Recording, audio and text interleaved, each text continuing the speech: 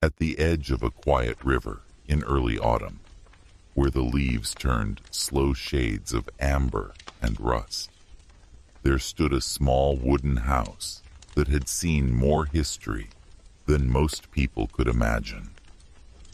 If you sat on its creaking porch at dusk, listening to the steady rhythm of water brushing against the shore, you might feel as though time itself had softened, like it had decided, just for a moment, to slow down and breathe.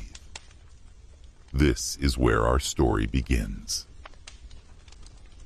The year was 1804, and the United States was still young, restless, curious, and stretching westward into lands that seemed endless. In that little house by the river lived a man named Elias Turner, a mapmaker by trade and a quiet observer by nature. He was not famous, not powerful, and not particularly wealthy, but he carried something rare: patience. Elias had once traveled alongside surveyors and traders, helping sketch the expanding outline of a nation that barely understood its own size.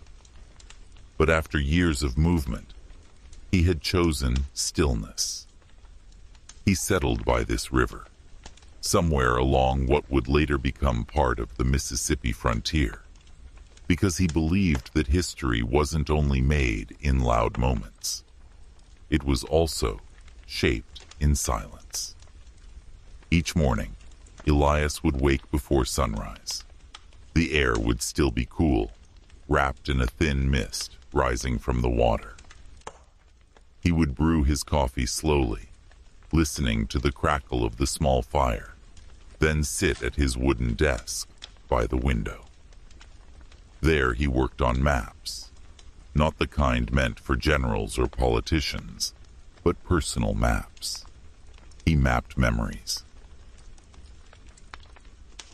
He would sketch where a family had built their first cabin, where a trading post had once stood before disappearing into ash, where a group of travelers had rested beneath a large oak tree.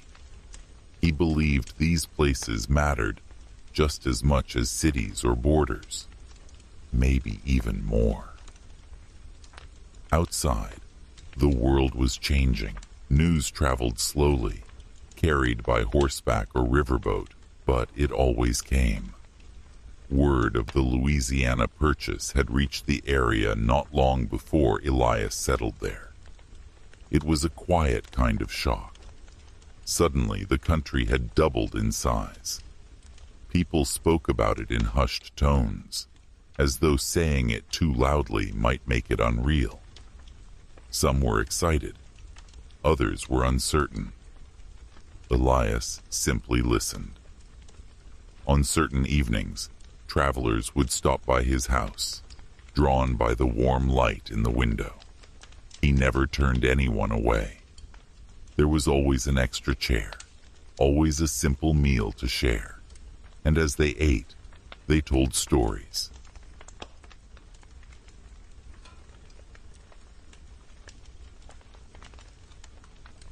A young soldier once spoke about the long journey westward, about endless plains that seemed to swallow the horizon. A trader described rivers that twisted like ribbons through thick forests, and towns that appeared almost overnight. A woman traveling with her family talked about the fear and hope of leaving everything behind for a future no one could clearly see. Elias wrote it all down, not as records for the government, not as official documents, but as quiet accounts of human experience, what it felt like to live through a time when the world seemed to be expanding every day. Years passed in this gentle rhythm. By 1812, the mood had shifted. War had arrived once again, this time between the United States and Britain. Even in the quiet riverside settlement, the tension could be felt. Fewer travelers came by. Those who did spoke more cautiously. There was a sense that something fragile might break. Elias continued his work. He mapped the absence now. The empty roads, the abandoned cabins, the spaces where laughter used to echo. He noted how the river seemed quieter, though it flowed just the same. One evening, a boy no older than 15 arrived at his door.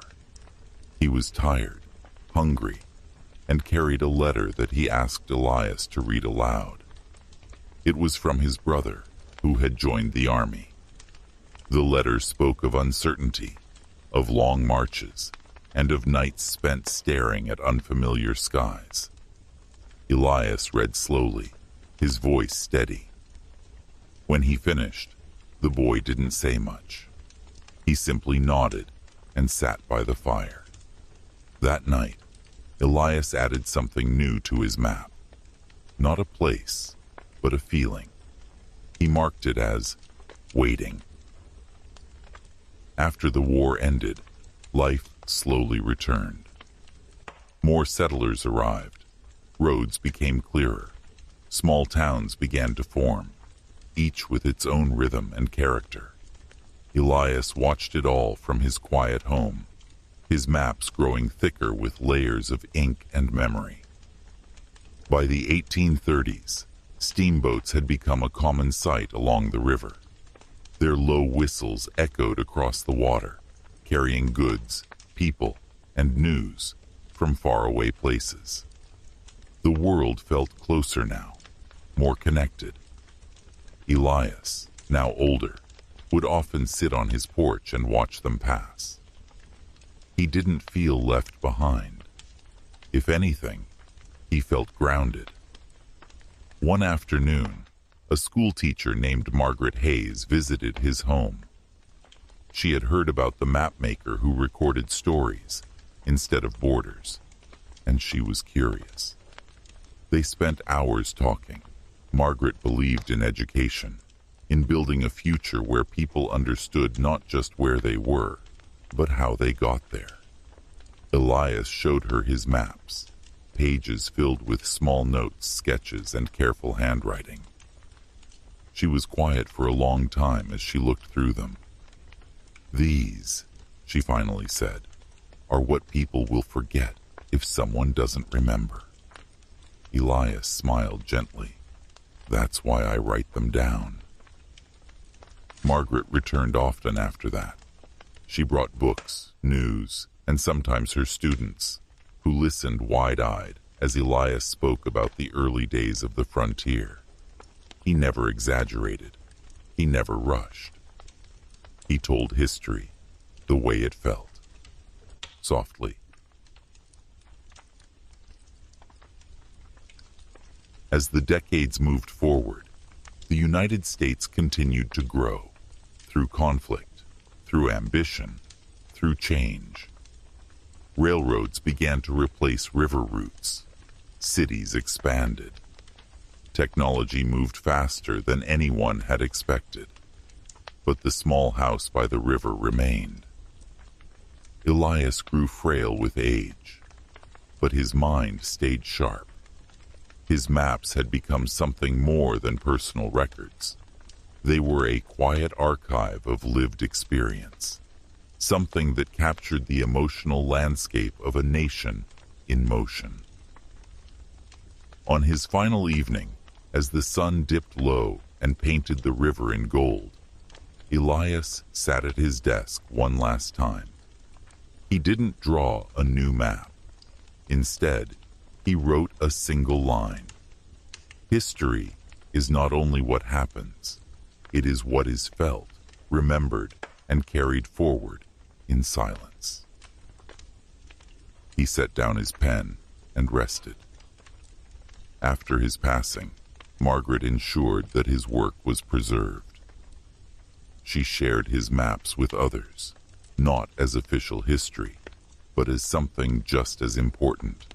A reminder that behind every expansion, every war, every decision, there were ordinary people living quiet lives, feeling their way through uncertain times.